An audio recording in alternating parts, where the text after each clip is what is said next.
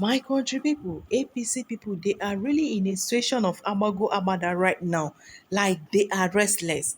Do you know simple letter that Chimamanda Nature wrote to the president of US? Then people like the likes of Festus Kayamo now said that what she wrote is fiction, so many of them that the letter doesn't mean anything, that when he gets to the table of the president of US that he should trash it. And yet they are disturbed about the letter. All of them, they are restless about the letter. There is nothing they've not said about the same letter that a woman wrote, as they said. Yet they are disturbed. Why are they disturbed? Why are they running up and down? Why is that APC people? It be like say now Agboro people now if that their APC Congress. Is it Congress of Agboro people? Is the letter is fiction, just like they said? Why are they disturbed? Why are they running up and down? Why are they even writing, making videos, talking about the same letter? Like this letter now is going viral. Like, it has gone viral already. That is what everybody is talking about now. My people, I beg, make una tell me what is the color of APC people. I beg, if you know, and make it tell me for comment section. All right, my correct people, you see your girl getting right with Olivia. Please watch this video, listen to it very well, and drop your own opinion down in the comment section. Thank you so much. Like the video, okay? Fraud. Elections would be rigged because elections were always rigged. The question was how badly. Sometimes voting felt like an inconsequential gesture as predetermined winners were announced. A law passed last year, the 2022 Electoral Act, changed everything. It gave legal backing to the electronic accreditation of voters and the electronic transmission of results in a process determined by the Independent National Electoral Commission, INEC. The chair of the commission, Professor Mahmoud Yakubu, assured Nigerians that votes would be counted in the presence of voters and recorded in a result sheet, and that a photo of the signed sheet would immediately be uploaded to a secure server. When rumors circulated about the commission not keeping its word, Yakubu firmly rebutted them. Nigerians applauded him. If results were uploaded right after voting was concluded, then the ruling party, the All Progressives Congress, APC, which has been in power since 2015, would have no opportunity for manipulation. Technology would redeem Nigerian democracy. Results would no longer feature more votes than voters. Nigerians would no longer have their leaders chosen for them. Elections would finally capture the true voice of the people. And so trust and hope were born. By the evening of February 25th, 2023, that trust had dissipated. Election workers had arrived hours late or without basic election materials.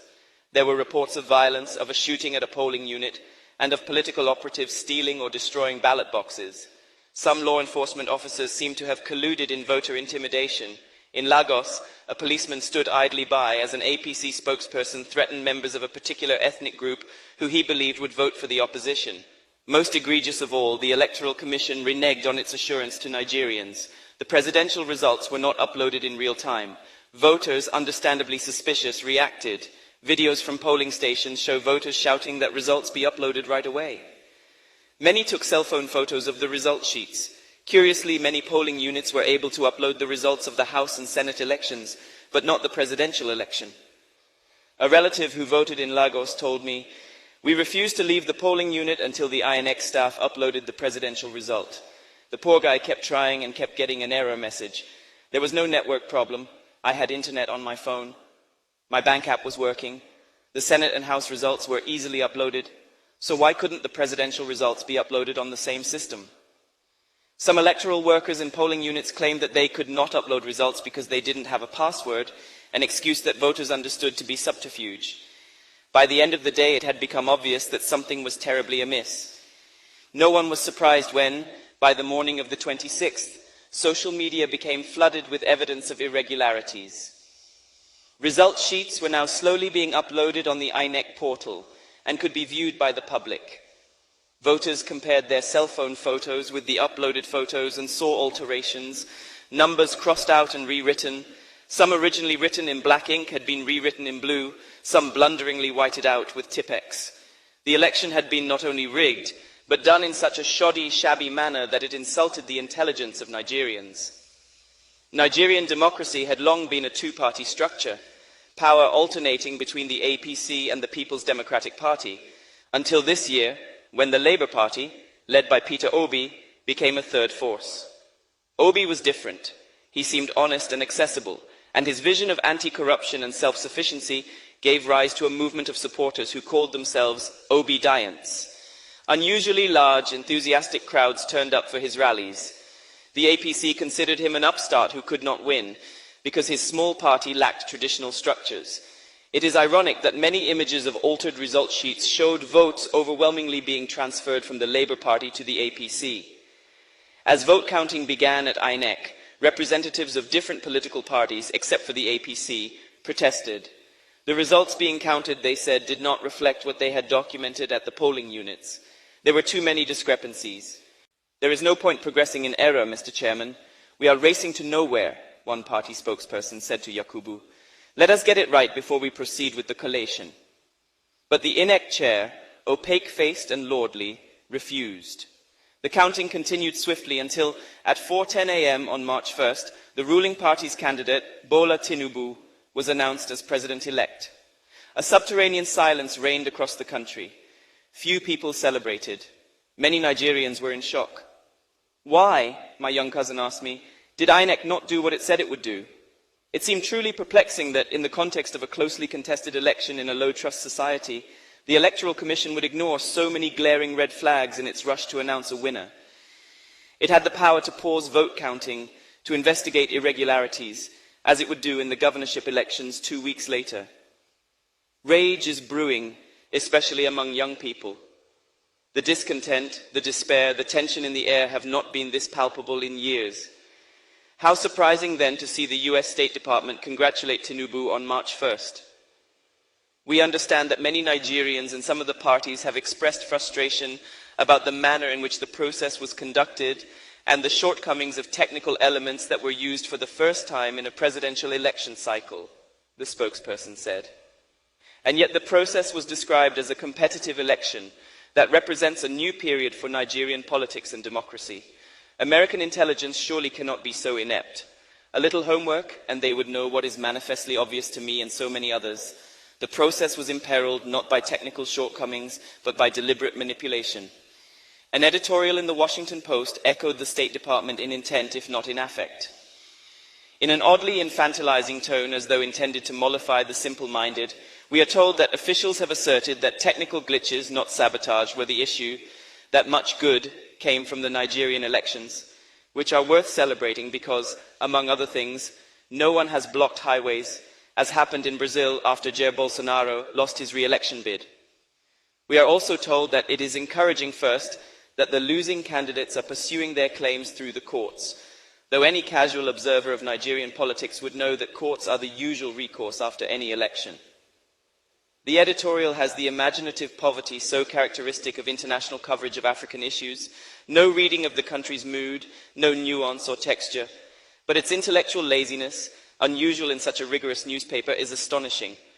Since when does a respected paper unequivocally ascribe to benign malfunction something that may very well be malignant, just because government officials say so?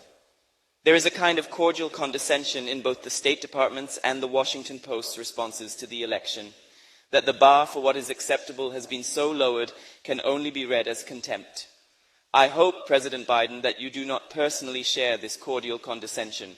You have spoken of the importance of a global community for democracy and the need to stand up for justice and the rule of law. A global community for democracy cannot thrive in the face of apathy from its most powerful member. Why would the United States, which prioritizes the rule of law, endorse a president-elect who has emerged from an unlawful process? Compromised is a ubiquitous word in Nigeria's political landscape. It is used to mean bribed, but also corrupted more generally. They have been compromised, Nigerians will say, to explain so much that is wrong, from infrastructure failures to unpaid pensions.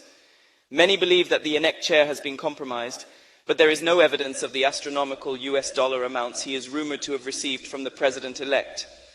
The extremely wealthy Tinubu is himself known to be an enthusiastic participant in the art of compromising.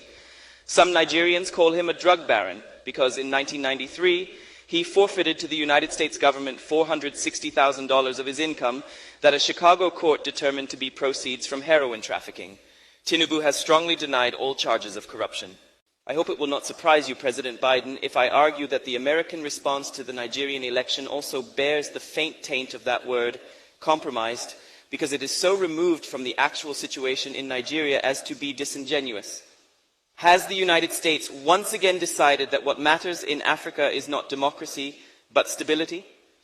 Perhaps you could tell British Prime Minister Rishi Sunak, who quickly congratulated Tinubu, that an illegitimate government in a country full of frustrated young people does not portend stability.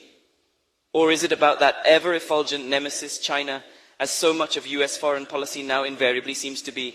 The battle for influence in Africa will not be won by supporting the same undemocratic processes for which China is criticized. This Nigerian election was supposed to be different, and the US response cannot, must not be business as usual. The Nigerian youth, long politically quiescent, have awoken. About 70% of Nigerians are under 30, and many voted for the first time in this election.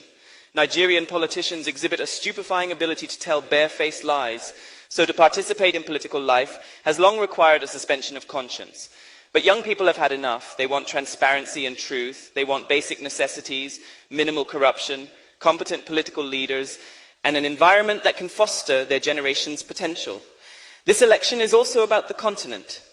Nigeria is a symbolic crucible of Africa's future, and a transparent election will rouse millions of other young Africans who are watching and who long too for the substance and not the hollow form of democracy. Internet is really on fire because of those letter that Chimamanda wrote. Go to everywhere, YouTube, Facebook, Twitter,